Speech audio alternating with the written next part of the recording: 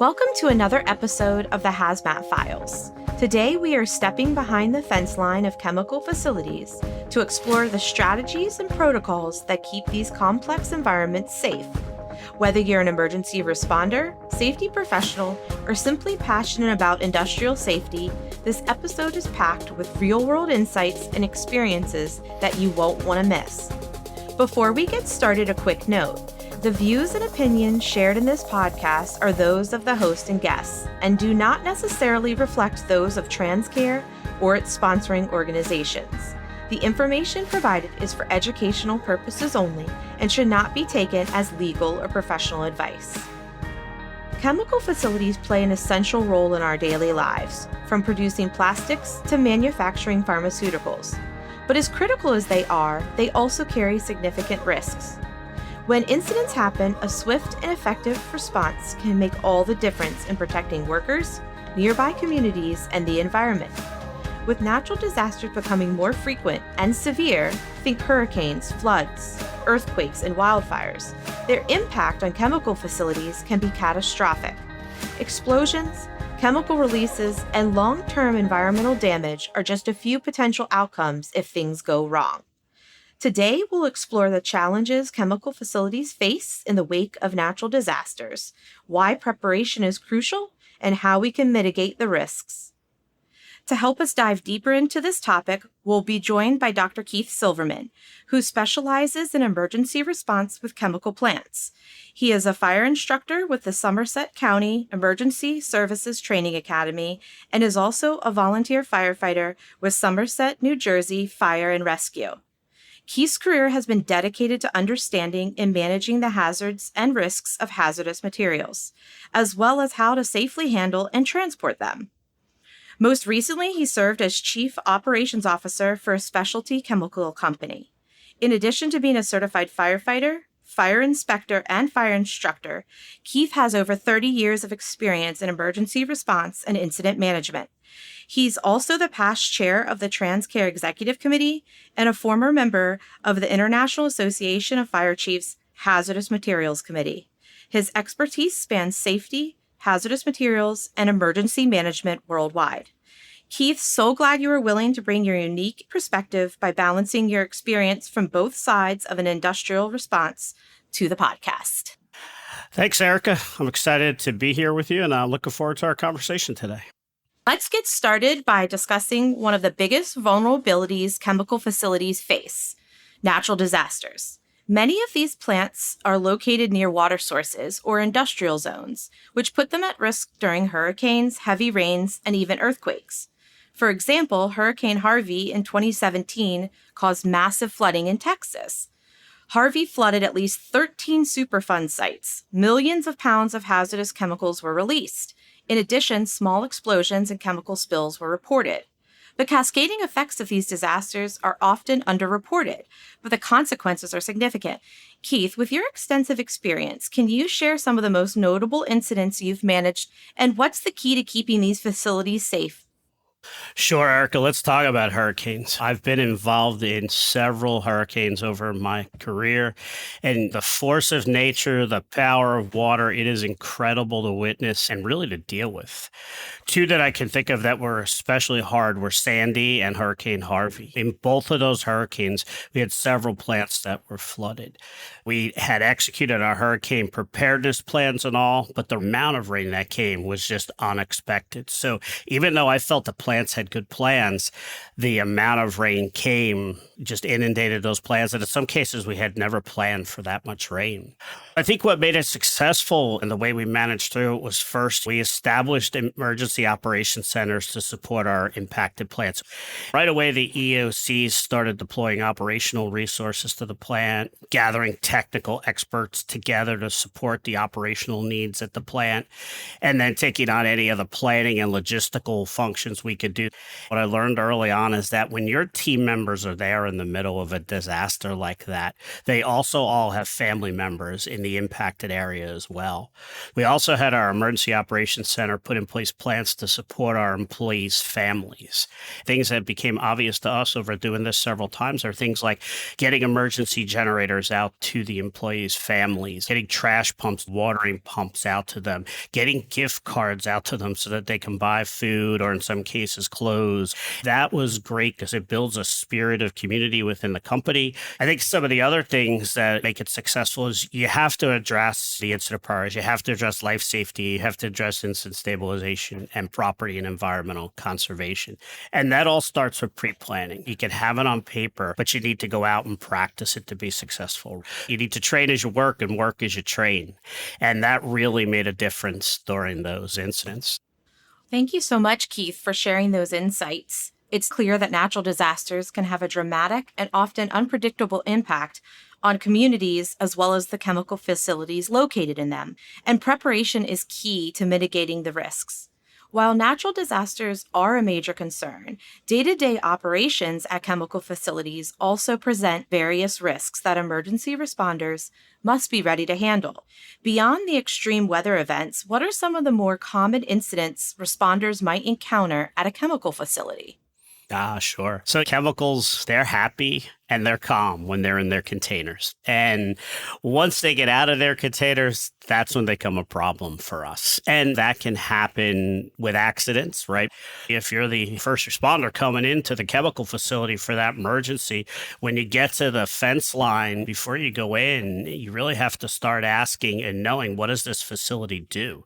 I'm a big advocate of getting out there and pre-planning, working with the local chemical or industrial facility, getting to know the folks coming in so you understand what's going on in there. One of the most important questions that you should ask is, are you doing mixing and blending at the facility, or are you doing reaction chemistry? Now, let me explain a little bit there. Both operations can have hazards associated with them, but it's important for us to understand what they are. And if we understand the difference between mixing and blending and reaction chemistry, it'll help us right away to start to set some safe and effective incident priorities. Mixing and blending are tanks or vats, almost like a blender in a kitchen, that generally mix chemicals. They're not under pressure. They're not under elevated temperatures. The hazards of the chemicals still apply, but we generally don't need to worry about those elevated temperatures, elevated pressures. But when it comes to reaction chemistry, you're taking reactants, combining them together and making a new product. And most reactions involve the generation of heat. And when you increase heat, you increase pressure. So the chemicals are in an excited state. They're ready to react. And when you get these reactions, the operators, the process engineers who design them, they study them to make them safe. But if something happens, something goes wrong, the reaction may produce energy that we're not expecting, okay? That energy could be in the form of a vapor cloud, whether it be corrosive or a flammable vapor cloud. And then where the vapor cloud goes could lead to unexpected results. You have vapor clouds outside, they're generally less dangerous. You enclose them with a pipe rack or you enclose them in a building and you can get some unexpected results or highly energetic results. But to really understand or to really be safe, you need to be looking for where the energy is and where the energy can come from. Those examples really highlight the range of incidents responders may face and things that they should keep in mind when going behind the fence line, from routine transfers to more complex chemical reactions. Given that every situation is different, having a well-prepared emergency response plan is crucial, and we've mentioned that. Could you walk us through the essential components of an effective emergency response, and what should responders focus on when they first arrive on the scene? Sure. First is engagement. You have to get out there and engage with the plant personnel. There's nothing that substitutes for engagement. Going inside the fence line, meeting with the people who run the facility. Learn each other's capabilities. Learn how to complement each other during the incident. And that familiarity reduces anxiety. As a responder, you are always more anxious when you're going to an unfamiliar situation. The next part is that scene size up at hazard assessment. There's a lot going on. People, pipes, tanks, valves, tons of signs. It's a lot. It can be inundating. So you need to focus on the incident. I always like to ask, what do I have? Where is it likely to go? What do I need to do? And what am I doing now? Those are key, and that'll help me to think clearly. How do you train? Emergency responders train all the time on scenarios, so they're used to the scenario when they encounter it. For example, TransCare is a great way for industries and responders to engage. We offer all kinds of specialized courses, but a simple visit and walkthrough of a facility is great, and that's really critical. I've seen a couple of times during my career where there's a chemical control room, for example, at a plant is usually built to be a very safe room. It's a shelter in place room. It's a safe room to go during the event of an emergency, and chemical operators, employees know to go there. And I've seen it in a couple of cases where there's been an emergency at the chemical plant. The folks went to the chemical control room to isolate where they have control. It's the nerve center, right, of the chemical plant. And emergency responders were outside the gate and didn't want to come in because they weren't familiar with the layout. Nobody knew each other. And that's not the time to have someone in the control room saying, oh, don't worry about it. Come on in. You'll be okay. But we're going to stay in this room and shelter in place. You need that familiarity beforehand so that when you get there, it's not as unfamiliar. You may have special tools you need. You may not even have those tools. One of the things that I often recommend is that facilities work with their local responders to set up, we'll call it like a first responder cabinet at the front gate or the guardhouse. So if I have ammonia on site and the local responders don't have ammonia meters, I could have a specialized cabinet with 6 ammonia meters that the on-site EHS person takes care of, make sure they're bump tested and calibrated, but they're there. So when the responders get there, they can open that cabinet, they can take the meters out, and they know they have equipment that works that's going to help them in an emergency. That's a great idea and a great suggestion for chemical facilities to work closely with their fire departments. When they're assessing a chemical facility during an incident, that requires more than just technical knowledge. It also involves understanding the specific hazards that may not be immediately visible. When it comes to the scene size up during an incident, what are the critical actions or questions responders should prioritize to ensure they have a clear understanding of the risks they're facing? Good question. Let's start where we always should start: safety. That initial assessment should be for safety. Ask that question: are you mixing or blending, or are you reacting? We already learned that if you're reacting, I got to think about high heat. I got to think about temperatures. I may have to think about chemicals being added to step up the reaction. I want to know that right away. Then I can narrow down. I can start asking what chemicals are involved so I can narrow down the hazard. And then the first thing I like to do is, once I know what those chemicals are, figure out how much I need to isolate people, isolate the incident. Then you can begin to figure out what you need to do and what resources you need to do it safely and effectively. It's clear that a thorough scene size up is critical to a safe and effective response. But let's take a step back and talk about prevention. Obviously, preventing incidents from occurring in the first place is ideal, but incidents still occur. Can you share what steps are typically taken within the industry to mitigate these risks before an incident occurs? Yes, absolutely. Prevention is foundational, no doubt about that. And anywhere I've ever worked, my team's first objective was safe and responsible operations. To achieve safe and responsible operations, we had to have objectives to get there. We used the term operational excellence. And to us, operational excellence meant 4 things. It meant having pride and ownership of what you do. It meant being brilliant at the basics. It meant getting better every day, and it meant working as a team. If we focused on those 4 every day, we would continue to get better. It was all around leadership, engagement, assessing, and taking action. It's the great people who do that make the company better and that help achieve safe and responsible operations. If you also look at the chemical industry as a whole, folks like the American Chemistry Council or SOCMA, the Society of Chemical Manufacturers and Affiliates, both of them have programs that are designed around operational excellence and getting better every day. The American Chemistry Council has responsible care. SOCMA has a similar program. It's called Chem Stewards, and they all really set high standards. They measure growth and performance, and they encourage that continuous improvement in the chemical industry. Safety and security is critical to the chemical industry. When a hazmat incident does occur, protecting both public safety and responders on site is a top priority. How does the chemical industry typically approach these situations, and what steps are taken to ensure that safety is always the first action? Facilities have EHS management systems and they have written incident action plans. That's the backbone, right? And then inside these incident action plans, there may be detailed emergency operating procedures, guidelines for specific hazards and processes. For example, after Harvey and Sandy came in and flooded several of our plants, we put in place emergency operating procedures so that we could destroy any organic peroxides we had on site. That's another good example for the local fire department and emergency responders in that box we talked about or that cabinet outside the facility. Maybe you need a binder with the EOPs or an intrinsically safe tablet that you could take in the plant that has those on there. Don't be afraid to ask for things like that. Then, of course, in some cases, you don't have a plan. If you don't have a plan, I always recommend consult the emergency response guidebook or the ERG. I know the ERG is the initial guide for transportation incidents, but the ERG is just a good initial guide for incidents. I love the ERG. It will help you address safety through your isolation distances. It'll help you identify the chemical. Once you know the chemical and the container, the state it's in, you could look in the guide for just general good guidance about potential hazards, about public safety, about emergency response.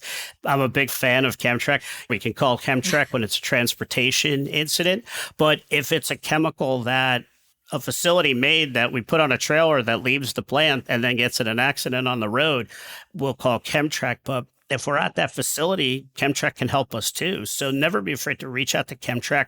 The folks at Chemtrek are awesome and they have great reach. They know who to reach out to, and no companies ever compete on safety. They want everybody to be safe.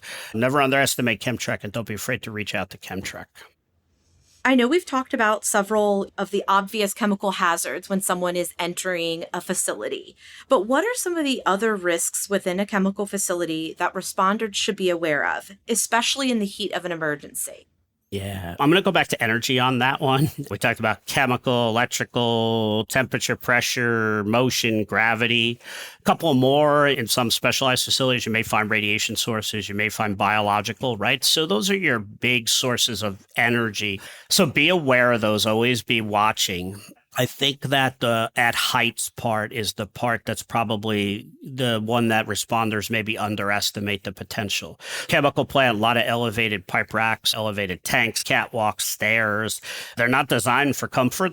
I'll throw one more in there. Treat everything as a potential hazmat. If something happens and responders come in, they should always be thinking about the hazmat aspect of it. Even the worker who has a medical emergency above grade or on a tank, there could potentially be a hazmat component. A flash fire could be started by a chemical, so there'd be a chemical exposure as well as the fire exposure. Anytime you're going inside the fence line of a chemical plant, the fire department, the hazmat team should always be thinking about the hazmat potential or the hazmat parts of any type of technical rescue, fire, spill, etc. One of the biggest challenges during any emergency is maintaining effective communication, especially when multiple agencies like the private sector company, fire, EMS, and law enforcement are all involved. How can responders and facility staff work together to keep communication clear and efficient during a chemical incident? I got to go with the incident command system on that. The incident command system works so well. Where I've seen problems over the years is when the incident command system wasn't followed or the plant was not familiar with the incident command system. Encourage your local facilities to train on the incident command system. It's easy to take ICS 100, 200 and train them. That'll set the stage, right? And then what happens when the local emergency responders arrive? They're going to set up a command post. Well, are we doing unified command? Do you want me in the command post? Get that worked out. Also put strong people in those safety and liaison positions. The fire department's going to assign their own safety officer, but I'd would like to have an EHS person from the plant as a deputy safety officer, working with the safety officer to help them, being their liaison, being their resource, getting them what they need. I like to get an SME to the command post. And when I get them to the command post, stay there, because if there is an incident, if you keep that facility subject matter expert at the command post, they will always be there to aid the incident commander. And that's what the incident commander needs. Look for things like technology, GIS and drones. GIS has come a long way. I'm a big advocate of GIS. And if you can give GIS to the responders, it'll help them to manage the incident. And I'm not just talking about a map of the facility. You may be able to put layers in there with just piping, just plant hydrant systems, where the plant fire pump is. GIS is a tremendous help. I know I'm going on a lot here. There's a couple more I want to throw out on this because this is a great question. No, this is great. You have to get in there before the emergency happens. We talked about that a little bit, right? Get that relationship, decrease the anxiety, work together collaboratively. You can't be afraid to be transparent and share information either. That'll allow us to make decisions, to keep the incident priorities straight, to avoid analysis paralysis or information overload, and to use the best information we have on hand. I really have to stress that you got to make decisions. When you're the incident commander, you're at that command post, you have the best information. Use the information you have on hand. You try and get the best information, but you need to make decisions. Let's take a moment to look at some additional real-world examples of natural disasters and how they've impacted chemical facilities and what we can learn from those events. Keith, could you share a specific case study where the emergency response was particularly effective? What were the key factors that contributed to the success of that response? Sure. I'll share one. We had a chemical fire overpressurization in a vessel. Whenever that happens and it's dispatched to the local fire department, it always comes across as a chemical explosion. And because that's just how things get translated.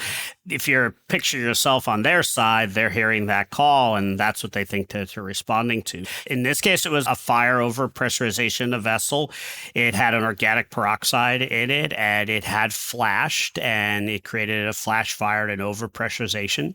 So it produced some smoke. It damaged the equipment a bit. It made a loud noise. Plant did as they should. They evacuated, called 911. Alarms went off. Employees who were trained to use extinguishers got them in case they needed them. A foam system activated in the area, and then the emergency responders came on site. There was the initial confusion over what happened. Then the plant folks described what it was. In this case, the fire department had been into the plant. They came in on a regular basis. So they were familiar with the plant. They trusted the size up from the production supervisor who gave it to them.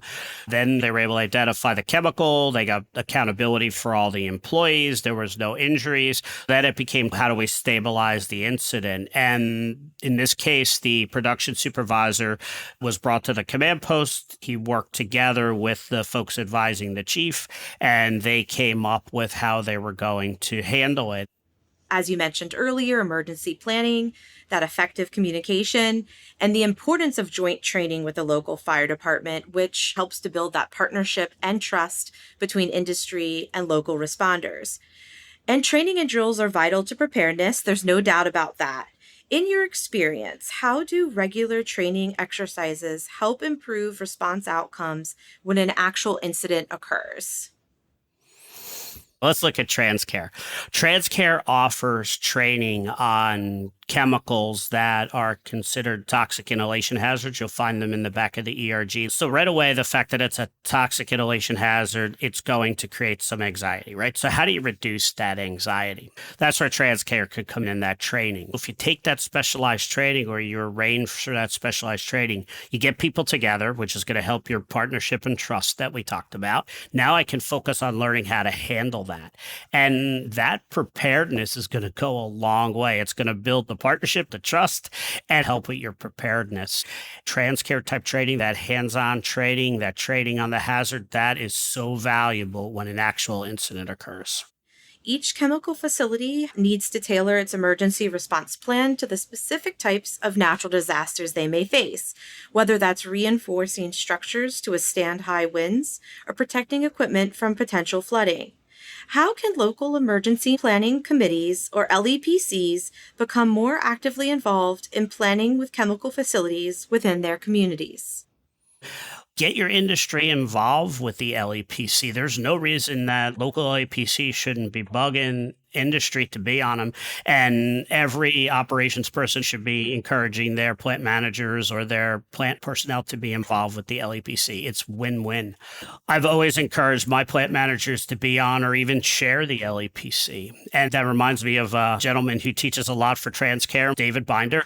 David Binder is an ammonia person. He knows a lot about ammonia. I term him Mr. Ammonia, and he works with Tanner Industries. And David is the chair of the Philadelphia LEPC, and he's been chair there for a while. That's a perfect example of an industry that uses a TIH. David's very involved with the local emergency planning committee, and he's chaired it, and together they're trying to make it successful. The other great thing that's an opportunity in that case is you get the expertise of somebody like David or somebody else who's on your LAPC. They can help you with other hazards in your area. They bring a different way of thinking. They bring different experiences. They have different contacts to reach out to. So having that industry person can help facilitate training. Maybe there's specialized equipment you need to buy, and together with the cooperation of industry and the LEPC, you can purchase it. Emergency management professionals also need to be welcoming of industry on the LEPC, right?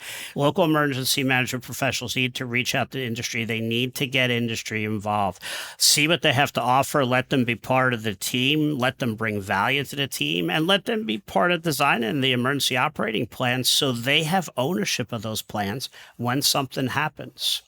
That involvement, that collaboration, industry on LEPCs and working closely with LEPCs is definitely valuable.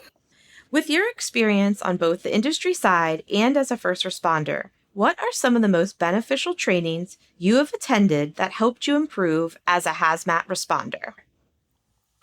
One is the Center for Domestic Preparedness offers different classes at different places throughout the United States. Those Center for Domestic Preparedness classes are free to responders, and they offer you hands-on training with people who have worked with these hazards for years or have a lot of experience. The other is your national, state, and regional hazmat conferences. Those are another great way to go and learn. You get to hear from speakers from different parts of the state, different parts of the nation, maybe sometimes internationally. You hear about different ways of doing things, different approaches people have. You learn about what's the new hazards, what are the new approaches. If you can, try to attend national, state, or regional hazmat conferences. The other, of course, is Transcare. Go to transcare.com. Transcare has so much to offer. Besides all the hands-on training that Transcare can bring, there's a lot of specialized hazard training. You could go to Transcare's learning management system and take training, get a certificate. Sometimes that certificate can be used for CEUs for your EMT or other things like that. You can send it into your state. But there's just so much commodity-specific training. Transcare has the second counts videos. I think that is so beneficial as a hazmat responder or even hazmat instructor. If you're doing a drill in your station, go grab a couple of seconds count videos and use them in your training, and it'll really enhance your training. And then, of course, you have things like CertC. There's training you could go to learn all about rail incidents, a very specialized hazard, but you could leave there becoming a rail car specialist, and you're going to learn a lot about that specific hazard. Keep training. There's so much out there. One of the things that frustrates me most, Erica, is that anytime there's an incident, whether it be fixed facility or maybe it's a rail or sometimes it's even caused by natural disaster, I'll turn on the news and the first thing you'll hear is that there's no training for first responders on hazmat. I just get so bothered when I hear that because I know there's so much great training out there, and maybe responders don't hear about it. Maybe they don't have the opportunity to attend. Maybe leaders in the emergency response services need to do a better job of connecting training with responders, but there is a ton out there. So find it and keep learning. And as you mentioned, Keith, these training opportunities are free for first responders. So it's critical that they take advantage of all that there is to offer, especially from a hazmat perspective. You mentioned earlier GIS, and technology is starting to play a larger role in modern hazmat response. From mobile apps to drones, how is technology helping to improve safety and decision making during chemical emergencies? That's a good question with a lot of facets to it, I guess the best way to say it. But technology is helping. Let's go to the ERG Mobile. Get the ERG Mobile, put it on your phone. It's always there at your fingertips. That's how it's improving. It's giving us access to it faster. I think a lot of times we'd like to have the book because sometimes it's just easier to use the book, but you have the mobile. So there's no reason to ever say between the book and the mobile, I didn't have access to it. The other is there's data available to us that will improve safety and decision making that we didn't have before. Ask Rail is a perfect example. Responders should download Ask Rail. They should understand what it is. You need to get access to it. There's some rules that come along with having Ask Rail because it's a responsibility. For our listeners who aren't sure what Ask Rail is, Ask Rail gives you the ability to be in front of a rail car, put in the identification number, and get real-time feedback from the railroads on what is in that car. It does a lot of other things. I can't give it justice in this short little time, but Ask Rail does a lot. We talked a little bit about drones. Drones are coming more into play. With chemical plants, you do have to make sure that you consider the intrinsic safety part of it, where you're flying it, and that doesn't create any type of danger. But drones are being used more in the industry for operation and maintenance, things like integrity testing. They can play a big role in hazmat response. GIS, we talked about those maps and those layers. Another one I can't stress enough, and having those GIS or those CAD layers available for folks.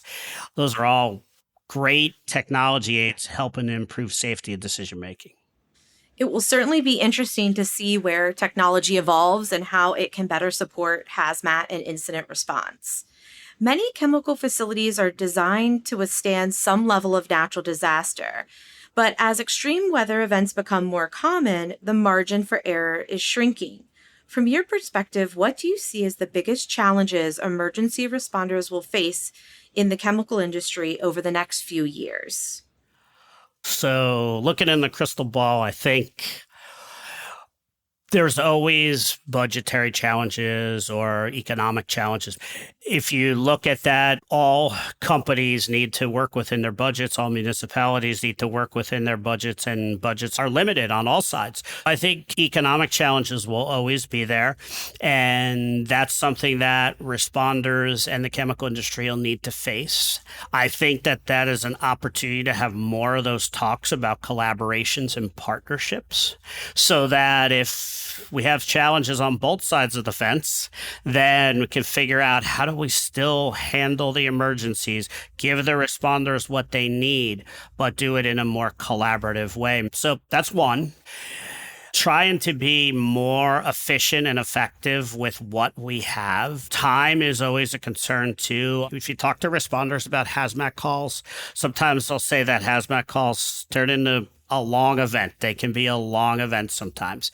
We have to be efficient with our folks' time on both sides, right? The industry side as well as emergency responders. We don't want our responders out longer than they need to be. We don't want them in the elements. We want them to be available for other emergencies. And the same on the plant, right? We want our responders to handle the emergency. We want them to be able to do their roles in the plant. We want to be able to make products. So how do we get efficient and effective? I think we hit on a lot of that today when we were talking. If we put that into play, that'll help make sure we have good incident action plans. We address the incident priorities. We do it safely, efficiently, and effectively. Trading is another one. We talked a lot about trading. We talked about the cost of trading and where it is, but I don't think we mentioned the availability of individuals. Freeing people's time up so they can go to the training is important. Making sure that we can fund their travel to go to the training. Making sure that we give our team members the opportunity to attend training. And if it's free training, then it's really the opportunity, right? It's not even the cost of it. We have to make time to train our people. Familiarity is always a good one too.